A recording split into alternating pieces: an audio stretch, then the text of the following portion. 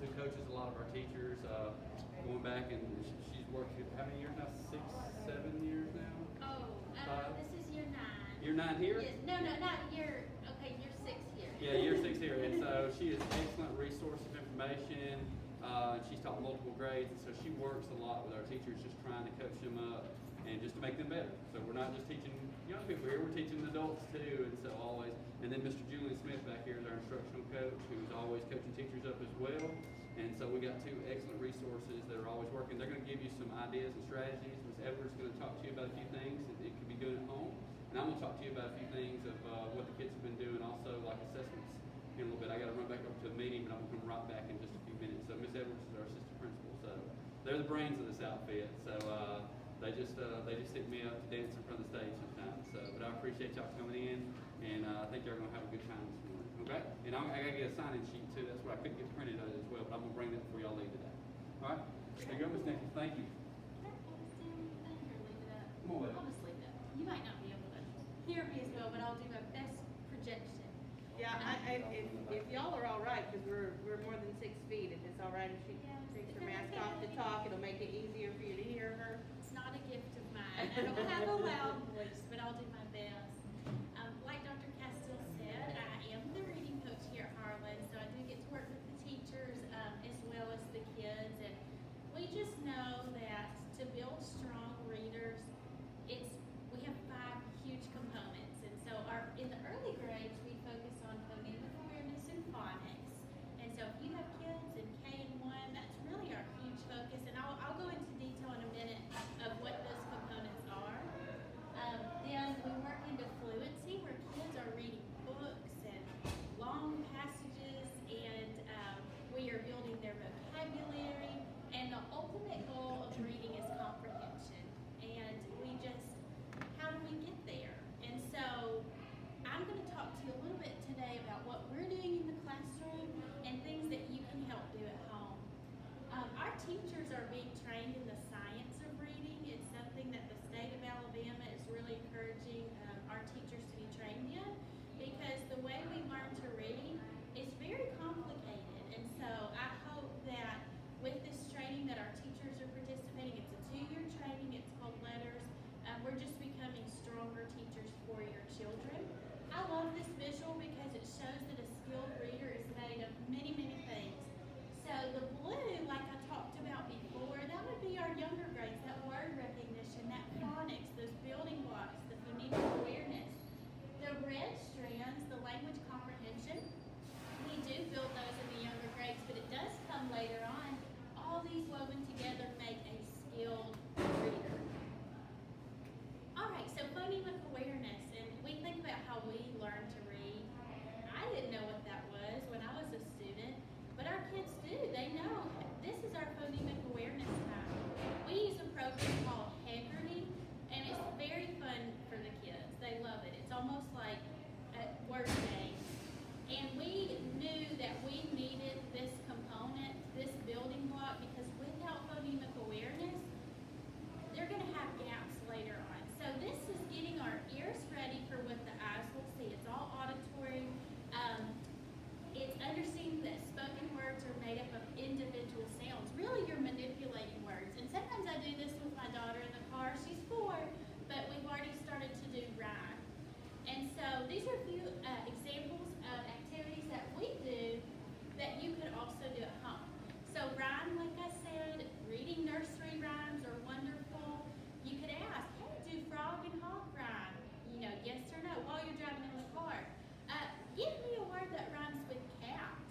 See if your child can do that. That would be the beginning step. Isolating a first sound in a person's name. So if you ask your child, what's the first sound you hear in the name Sam?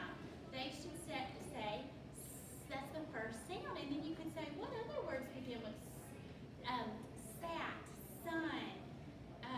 We do chopping, so we chop words into syllables, we chop words into sounds. I don't know if they've showed you this, so the teacher might say, we're going to break the word cat into sounds, and you can say, get your choppers ready, let's break it down.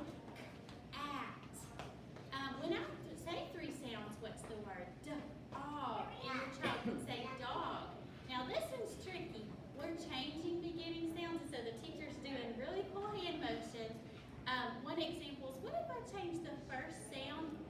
and bake to what word would I have? Take. And you'll be amazed. I mean, it's hard for adults to do, and our kids are getting these great foundation building blocks. Now, phonics is the next step. It's putting the letters to the sounds. And so, it's known that letters and sounds have a relationship, and this is where they're learning to read and write. We're doing this in kindergarten. They're learning already to put those sounds to letters. Eventually, reading sentences and longer text.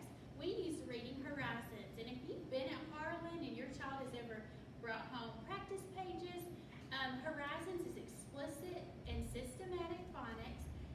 It has a unique marking system. So if your child's ever brought home homework and you're like, what is this? What are these markings? We mark for pronunciation and syllabication. And it's just, again, understanding why words are spelled the way they are. It's very interesting. Our kids are amazing at this. Some ways that you can reinforce this at home. Team up with your teacher. Mr. Smith sends a newsletter every week, and there are things that your grade level teacher wants you to work on, and usually there's a skill that they're working on in horizons, whether that's 3-letter CVC words, or maybe they're working on blend. So you can team up with your teacher. Listening to your child read is so important. And, they might not be able to read yet. Maybe they're in kindergarten, but let's do picture walks together. Let's talk about what we think is happening in the story. And you modeling to them is so important. You modeling good reading is going to help them understand what a reader should sound like. We can boost comprehension easily while we're reading a story. Just stop every so often and say, what do you think is going to happen next? Who are the characters in the story? What do you think? What are they doing? What are they saying? Revisit familiar books. I listened to my nephew read yesterday. He's only 3. He could not read, but he was reading. He was reading a Baby Shark book, and he'd already read it before it was familiar to him, and that's okay. Spread the joy and show them that reading is valuable and that you value reading. You're already doing an amazing job. You're helping to cultivate lifelong readers, and we just thank you for all you do. And I just want to remind you that we are here anytime. If you want certain books at home that we can send with you, if you have any questions about what your child is doing in the classroom, don't ever hesitate to reach out. That's what we're here for. I'm going to let Mr. Smith talk a little bit more about what you can do at home, and I just thank you for your time today. All right, so as mentioned earlier, I have a question, I'm sorry. Sure. What about, I know y'all, send home the newsletter that says if you read however so many minutes, put them out, I can't remember the exact wording, but what if you just don't have the time? You know what I'm saying? well, we're actually going to talk about that. We have a program that we use here at Harlan called Goodnight Harlan, Okay. and that's going to be a way to help parents. So I'll Okay. get to that question in just a few moments. So as mentioned earlier, my name is Julian Smith. I'm the instructor coach here at Harlan. My job is to kind of go in, coach teachers. I work with them, help support them, and get them some things they need. But this infographic here is also on the weekly newsletter that we send home. But it just kind of expresses the importance of reading.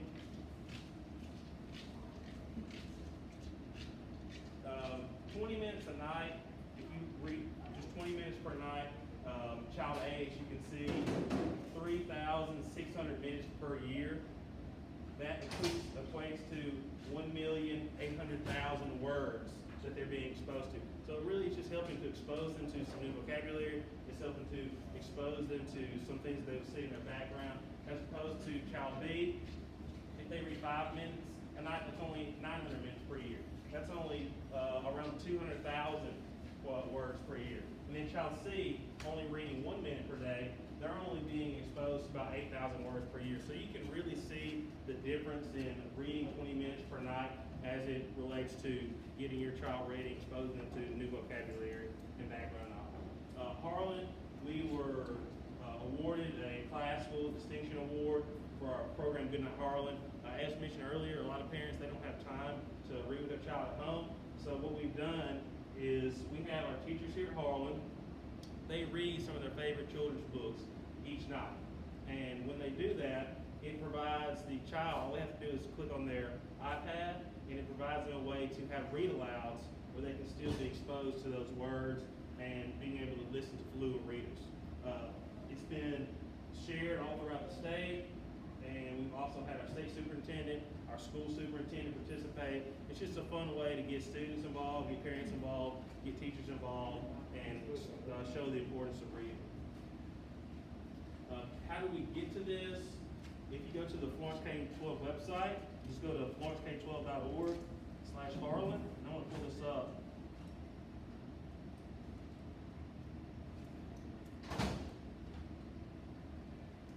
Just go to florencek12.org/Harlan, and then click on students.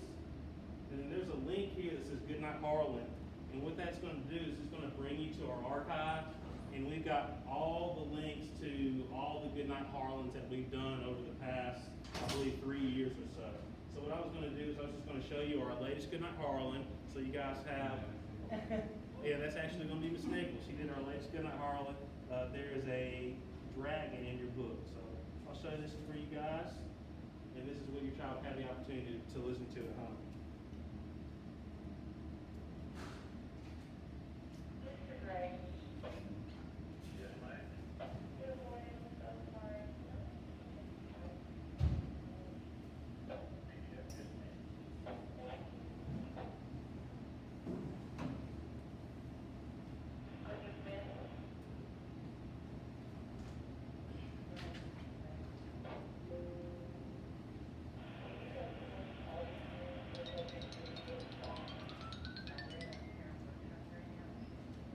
Looks like we're having a little bit of issue. But y'all kind of see the gist of that, though, of how to pull those up. Right. And I haven't watched this yet, but somebody told me that the dragons were jumping off the page. Oh, yes. Very interactive.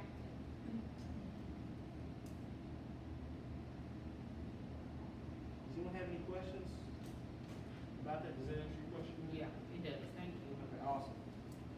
I have a question. Sure. So, in our house, we fall asleep to a lot of audiobooks. Is that as effective? I mean, like there's reading as well, but sometimes the day gets away from me, or there's just no time. But my kids pass out with the audiobook. Is that still helpful, or? I think that'd still be helpful. It's still exposing the children to vocabulary, still letting them listen to the way words should be read and how they should sound, and they're also being able to listen to fluent readers. So that's important as well. Go ahead, Ms. Edwards.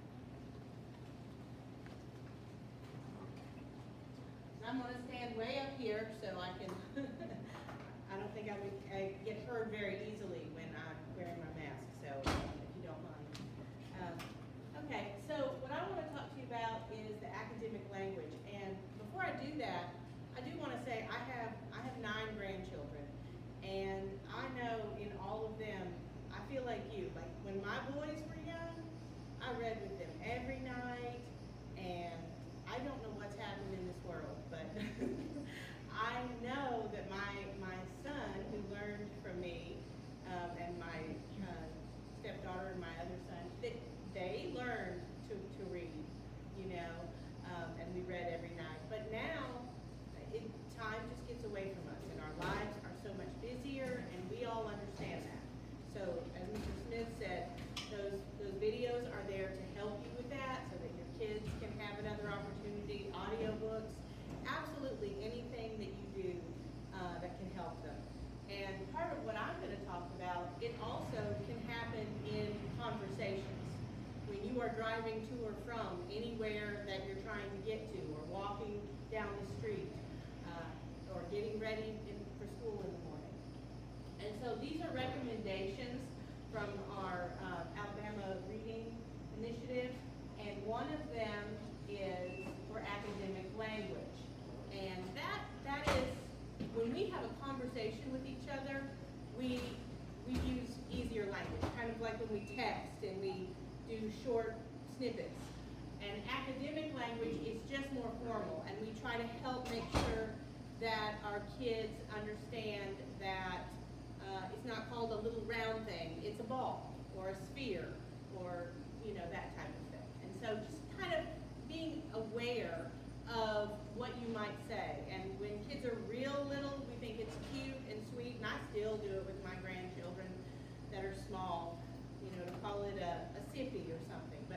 at some point, we need to help them. That's a cup, or a saucer, or that type of thing. Does that make sense? Okay. And so we want to help them with that. And so there are 3 steps that they talk about, is just having those conversations with them, helping them learn how to have a conversation back and forth. Maybe even if you're asking your child to come to dinner and you want them to say, thank you for my plate, or may I have another, instead of just saying, gimme, right? And so that can help, asking them to kind of have that conversation with you. And that can only take a moment. And then teaching them that vocabulary and just being aware of what that might be. And so I'm not going to read over these to you, but language has lots of vocabulary in it. And the one that I want to talk about is inference for just a second. That's when kids we're not clear about what we're talking about, but we infer that from there, right? So why are we wearing a jacket today? Well, because it was a little bit windy. Maybe we'll have that conversation with our kids. Why are the types of clothing we're wearing changing because of the weather, or what have you? Okay, and so ARI has a little strategy about supporting academic language with your child, and it's called CROWD. And I would never remember this if I was, just walking away from here. But the basics of the idea, you don't have to memorize it, right? But ask your child to finish a sentence. So maybe you're saying the 4 stages of the life cycle of a butterfly are egg, caterpillar, what? And butterfly. And you're giving them the opportunity to fill in the blank. And this might be, you might see a paper in their bag that's talking about science or math. And you don't have to know this. I don't necessarily know all the stages of the caterpillar and butterfly, but you see it in their paperwork, and so you just pick something out randomly. It doesn't have to be a question we provided. Recall. So if you do read something, or if you're cooking dinner and your child is supposed to be reading something over there while you're cooking, can you tell me about it? What was in that book? What was your favorite part? What was going on with Horton in the story, or something like that? You don't even have to have read it yourself to ask maybe what was going on in that chapter. And then open-ended, what is going on in this picture? That's trying to ask more questions that require more than yes or no, right? Because our kids are, if they can, they're going to go, I don't know. Yep. Nope. So we want to try to pull that information out of them as best we can. And then the who, what, when, where, why. Why did it happen, like I talked about just a minute ago. And then comparing it to something that's going on in their life. So whatever is going on in that book or activity, have you ever done anything like that? Does that sound familiar to you? Do you remember when we went to the park and tossed the ball? Something like that. Helping them connect to the story or the activity. Okay? And it sounded like our sound maybe was having some difficulties today. So I am not going to play this video, but we are recording this, and we will post the video online. But this is a parent modeling that activity that I was just talking about.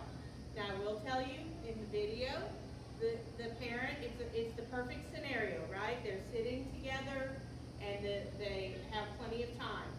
I can do this in the car when I'm picking my grandkids up from the daycare. I do not have to have a book in front of me to do this, but the example does show that. Okay? Does anybody have any questions for me? All right. I think Dr. Castile is coming up. Thank you all very much for being here. And this next one, and I meant to tell everybody, I can print out a copy of this when y'all sign in today. If you just put like a copy of the presentation, we're going to send it, email it out. But if you'd like a paper copy, we can print one out before you leave today too. And what I'm going to talk to you about, has any of your kids come home to talk to you about that they've been doing iReady stuff? Have y'all heard anything about iReady? All right, so iReady, basically, and I'm not going to read every single word up here, but I'm just going to basically talk to you about what iReady is. Florence City a few years ago made a big investment in the the iReady program for math and reading, and basically the students take a diagnostic, and then the root word of that is diagnosis, right? So just like if you would go to the doctor because you don't feel well, he gives you a diagnosis and gives you medication. They take a diagnostic that gives them kind of a baseline of where their reading is and where their math is, and then it gives them what they call my path. And so what we do is our teachers, we recommend with them that about 45 minutes a week, so maybe about 10 minutes a day or 8 minutes a day, just getting on a device, because we don't want to be on a device a lot. But the students, when my daughter took the diagnostic earlier this week, it gave her my path of what her strengths were and what her weaknesses were. And so it's not going to feed her medication, right, so to speak, that she doesn't need. It's going to give her reading skills that she lacks, and it's going to give her math skills that she lacks. And so the teachers have to set up, and Miss Nichols can attest to this because she taught, and then Mr. Smith taught with this as well. They're doing direct instruction with the classroom, and they're working small group with them, but then when they break up into stations and stuff, the kids may get their device, it may be a Chromebook at the third, fourth grade level, maybe an iPad at kindergarten, first and second, and they just work, for 10 minutes or so a day of just practicing skills. And like I tell parents all the time, the more you practice things, you shoot free throws. If I shoot free throws every day, you know what, I'm gonna get better at it. My wife has been walking 3 miles a day, and I'm not joining her. Well, guess what? She's losing weight, and I'm eating too much. I'm not. So she's practicing more, and so that's what we do with our iReady diagnostic. So it's just kind of a baseline test, and the students take it. They don't get a grade for it, and so they think that like the score means something, but it's not like they're getting a grade like a test grade or anything like that. It's really to show like what you know, what you need to work on. And it's very important that when they take it very seriously. And then why Florence City invested in this? Because, and I'm going to talk to you a little bit about this Alabama Literacy Act that came out a few years ago that's in place, and it kind of really affects once your child gets in the third grade. But kindergarten, first, and second are those foundation levels. But I'm going to talk to you about that. But again, like I said, it's a personalized pathway. So if we all took the diagnostic in here right now, everybody's pathway would be different. Some of you would have the same strengths, some of you would have the same weaknesses, but it would give you a path, and it really feeds you what you need. So it's a really great program. Kindergarten started this week. We give the test 4 times a year. So we gave first through fourth grade 2 weeks ago. We'll take another one in December. We'll take another one in March, and then we take another one at the end in May. And it shows the growth, the progression of how the kids are growing in these areas. Like I said, strengths, weaknesses, growth, and we set goals for the kids, and so the kids are always trying to make sure they reach their goals. And usually, when y'all got those reports last week, and if you got kindergarten parents, you're going to get reports probably next week. It gives you like a little bar graph, and then it's got like 2 lines. There's a stretch growth, and there's a typical growth. Typical growth just means basically like there's thousands and thousands of kids all over the country taking this test. A typical kid would grow this much. A stretch growth is if they're below grade level in a certain area, that's where you want to get. You want to get to that dotted line that is the stretch growth. So it's just for them to help grow. You can Google iReady Family Center, and it talks to you about a lot of this stuff, like iReady Family Center, and you can actually log on at home with your child. So we recommend not doing much more than 45 minutes a week. But like my daughter, I know she's got some weaknesses in math that I want her to work on. Reading's her strong point. And so I want to, I might give her another 10 or 15 minutes, just another extra dose. And it's real interactive with the kids. It's not just feeding them questions, like it's some instruction, and they play games and stuff, but it's learning. And so I tell people sometimes y'all see commercials all the time about like ABC Mouse and stuff. It's stuff similar to that, but not at ABC Mouse, but it's similar to things like that. And so this is kind of what a report looks like. And like I said, it's going to show, this is a report of a student who's taken 2 tests. This is just a sample report, but you can see where the kid, the sample report, they scored right here. Green is kind of your grade level. Well, they kept working in the program, and the second time they took a test, well, now they're back up on grade level. And so they'll take another test at the end. They're hoping to be up here, and then another test at the end of the year. It's hoping to be up. So it's all about growth. And so again, this is all. I just pulled this from that iReady Family Center, and so you can learn more about it. And again, we don't want to have to read every bit of it, but it gives you ideas of like what happens if they're below grade level, things I've been talking about.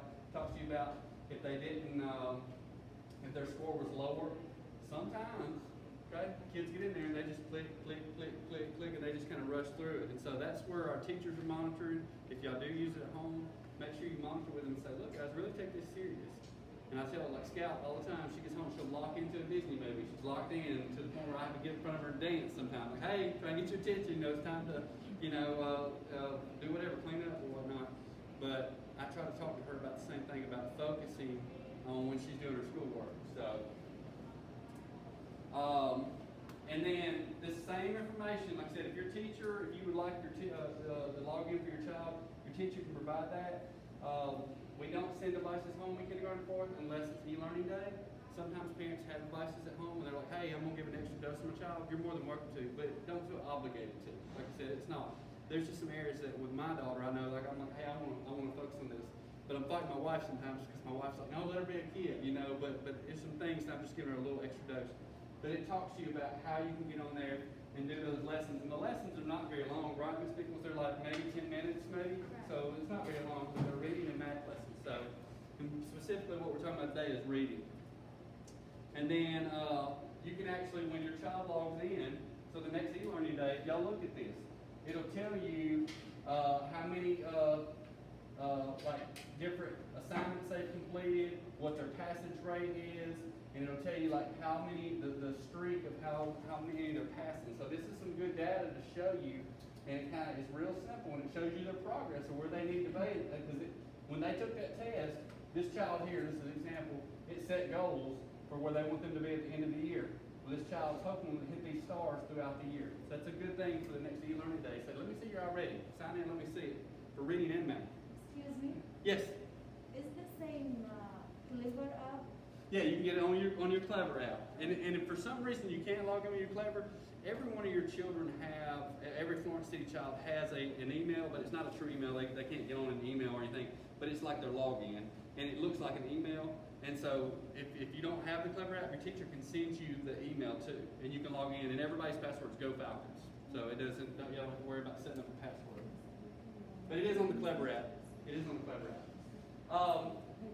Here's an example of, I think, a child that went in there and didn't really try, and so they just marked answers. And so that's why you see on here, they did really well in phonological awareness, right? Like knowing, sounds and things. But they didn't do well on phonics, about blending like CH together. They didn't do well with it sounding out like sh, or sh. They didn't do well on sight words, which is these two areas of vocabulary are really critical areas sometimes that we see kids that they're not going to get down to comprehension until they really master these other upper ones, like Ms. Nichols probably was talking about earlier. And what we do here is if a child's struggling, we make sure, can they do phonological awareness? Can they do phonics? Do they know their sight words? Do they have that vocabulary background? Because you're never going to comprehend until you get these other pieces. It's like building a house. These are the foundation pieces. This is the walls. And then this is when you kind of decorate your house and you put, the out part and the inside the walls up, and you decorate how you want it to look. So these are some areas, and so if you see things like this on the report, these are the focus areas that you want to work. So if my daughter Scout comes home and says needs improvement on high frequency words, what I'm going to do is I'm working on sight words for her. We're working on the, and, a, of, all those sight words in kindergarten that she needs to know. And then basically, what we want to do is we want to explain that to you today. Just have a plan, and we make a plan with your children here, but you make a plan at home with them as well. Like, hey, this is what we're going to work on. Share experiences with your children, encourage them. Track that progress. Like I said, look and see how they're doing, not just with iReady, but just how your child's doing. Check in with the teacher. How they doing? What can I work on? Miss Delano, what can I work on with my child in first grade? Miss Reed, what can I work on with my child in second grade? Miss Van Horn, what can I work on with my child in third grade? And then just talk with the teacher, but celebrate successes. We try to do that all the time. When kids grow, we're trying to celebrate. But yes, when you log into Clever, you can go to Florence K-12 just like where Mr. Smith took you. And when you click on Student Resources, this is where you click and it brings up all the resources. It's more than just iReady. There's a lot of resources there that you can click on. Last two things I'm going to talk to you about, and I know you can't read everything, but the Alabama Literacy Act basically says, in a nutshell, by the end of third grade, if children are not on grade level, that they are retained in third grade. And so we're working on putting plans in place to make sure that happens. But there's kind of a flow chart here if they're not on grade level. And so basically, like I said, and you find this on the State Department's webpage, but it talks about to be promoted to the fourth grade, they've got to pass that test at the end of third grade. So they got to take it serious. And so your teachers, when they send you messages like, hey, we're taking so-and-so benchmark tomorrow, that's a smaller test. Encourage them. Make sure you talk to them about, hey, you're taking your benchmark, you better do your best today. Because sometimes kids don't try their best. This is the big test at the end of the year in the third grade. So if you don't have a third grader right now, it's okay. But all these things that you're doing along the way are building up to get to third grade. Because in the research, my third grade is if kids are not on grade level by third grade, it really kind of causes some issues later on. A lot of the research says if they don't get on grade level by third grade, it's going to be really difficult to get them on third grade unless you do one-on-one instruction with them. And y'all know that's not always, we can't always do that in schools because we got 15 to 20 people in the class. We do small group, but we can't always do one-on-one. We do when we can. And the last thing, and then I'm going to take questions if y'all have it. This came from Reading Rockets. There's no more important activity for preparing your child to succeed as a reader than reading aloud together. And that's also letting them read to you, okay? I do my best. My baby, she's 5 and she's learning to read. But when they take these little books home, the kindergarten center that says, I can see, and then there's a picture of the frog. Like I let her read that to me because they're working on I can see. I can see, and they're working on those sight words. And we do it all the time. And I've heard, I can see a frog, and I can see a dog, and I can see a cat. I've heard the past 2 weeks probably 85 times. But it's building her confidence up, and it is letting her read to me. But also, I'm reading back to her. So being consistent, be patient, and watch magic work. It's no secret that activity at home are important supplements in the classroom, but there's more to it than that. There are things that parents, y'all can give your children that necessarily the schools can't do. We teach and we do everything we can, but that time, even if it's just 20 minutes a night, we can always talk about that. And I know some of you said, hey, I'm working on it. Hey, I do it too. I'm a principal at the school, and I do my best. And then sometimes it's a race against bath time. I'm like, hey, let's go get a book. You know, we got to read it before bath time, before bedtime, whatever it may be. But I try to do that. So this morning, I'm gonna take that. Last night we were at the parade, and so we got home late, getting in bed, and of course my daughter, like your child, they don't like sleeping. And so it's 8 o'clock, and she's always in bed by 7:30. But we had the parade last night. 7:59, she runs in her book. And I'm like, baby, we're gonna read it tomorrow. I promise you. It's the first thing we get home tomorrow, but we gotta go to bed because I want to make sure she's alert and ready for class here at school today, so she can get her instruction in more sleepy. So, but if you can read to your children, and you can let them listen to Goodnight Harlan's, but there's power in you reading, like everybody's been saying here. There's power in letting them read to you and asking questions. And so when we read Pete the Cat the other day about goes to the beach, like I asked recall questions of, hey, what did Pete take to the beach? You know, and she's like, he took a beach ball, or he took a surfboard. And then going back to what Miss Edwards was saying about inferencing, which is probably Miss Nichols one of the most difficult tasks, right? Because kids, like they struggle when it says, why did the child take a jacket on outside? It doesn't say anything about raining. Like they struggle with that. That's just a young person, they're growing. So, you know, I asked those questions so that, hey Scott, why did Pete take a surfboard to the beach? It didn't say anything about surfing. He just took it to the beach. And so she's like, well, I guess he's going to use it in the water. So just practicing things like that in those questions. So, but again, every single day we're advocating for them, we're growing them, we're inspiring, we're nourishing them, and that's our slogan here. Is here we grow, and we just want to make sure that there's anything that we can do to help you guys. We want to do that. If there's any questions y'all have for us, the fact that you're here, it just speaks volumes. And I appreciate you being here because that shows you, hey, I care about my child's reading, and I want to make sure that they're successful because that's the number one thing of being successful in any other subject. Y'all know they're never going to be successful in math if they can't read word problems. They're never going to be successful in science or social studies or any other thing unless they can read. That is the most basic thing. And I don't know how much Ms. Nichols talked about it. All of our teachers are working on getting professional development in the science of reading. And it talks about, I don't know, for 100,000 years or whatever, the human race has learned and our brain has evolved. So the spoken language is good. That's why, because they always hear you talk and they start picking up and they repeat words that you say. That's good. But what is it they say in letters? About 5,000 years that our brain has really been kind of seeing written text. And so our brain is still, like the human race's brain is still evolving all the time about you know, we're good at listening, we're good at speaking, but we're not as proficient as a human race at reading stuff as we are as listening. So we're better listeners sometimes than we're better readers, and so that's just a human race. I mean, we have nothing we can do that. That's just history. But that's what we're working on every single day, and y'all know this. Y'all can read. When you read a book, it opens up like doors, and you're like, man. And so if you paint pictures in your brain, and I'm one that I was not a big reader when I was younger. I didn't like reading. My parents didn't encourage me to read. And about 28, I started reading. Some of the teenage books that are #1 bestsellers, and I was like, man, this is pretty good. And I started painting pictures in my brain, and like I read books all the time. I got like 4 books at home on my night table all the time, and I'm always reading. So just encourage you. If the kids see you reading and you promote it and you encourage it and they see its importance, they'll take it as well. And like Ms. Edwards was saying, it is a different time than 2021. None of you grew up and you had a device in front of you or available to you all the time, and we do. None of you had the distractions that your children have today. There's so much going on. There's so much going on in the world. So just trying to carve out that little bit of time. Hey, we're going to sit down. We're going to talk about this book. We're going to read this book. And I want you to tell me about it. So, what questions do y'all have? Try not to keep y'all too long, but I talked a good bit. So.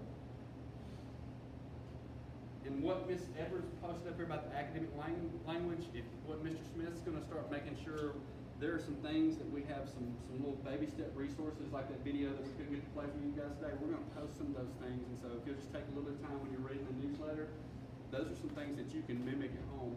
Those Goodnight Harlan videos, yeah, they're for your kids, but we also want to give you a chance to like, hey, like I haven't watched Miss Nichols' Dragon video yet, but I'm going to watch it because I know that Thomas Castile, when I first started reading books for my daughter, like I would read like, how can I help you? And things like I wouldn't read it with expression and inflection, but so now when I read, like if y'all saw me truly read with Scout, like you probably laugh at me because I acted out and everything, and I act a fool, you know, and I try to be funny, but it locks her in, and she's like, oh, let me hear this book, you know.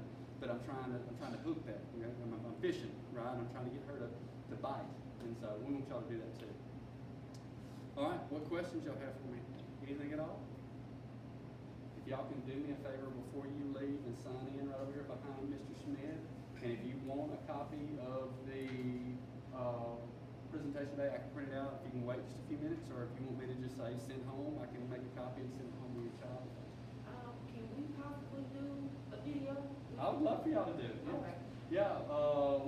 What we normally do is if y'all want to like get the book and practice with your children, we had some parents I think a few years ago do that, and we brought them up here and we let them sit in Miss Green. Miss Green has the big like awesome couch, welcoming area. She just counts around and they read with their child right there, and then we post the video. So yeah, we'd love for y'all to do it. So, I think Skylar would like that. and like I said, and there's power in that stuff. Like I said, like when we started doing that, we were just doing it like what he was saying about just providing an opportunity, because sometimes we don't get a chance to read, but like one of the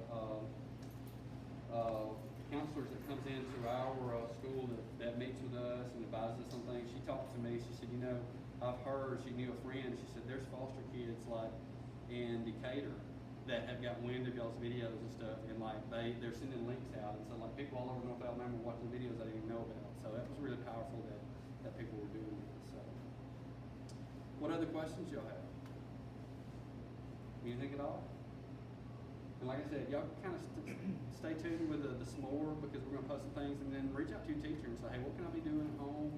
They're going to send stuff, but like sight words, especially for our younger kids, that's crucial. And just building that vocabulary, like Ms. Edwards was saying, we take it for granted because we know what a saucer means, but a 5, 6, 7, 8, 9-year-old, they might not know a saucer.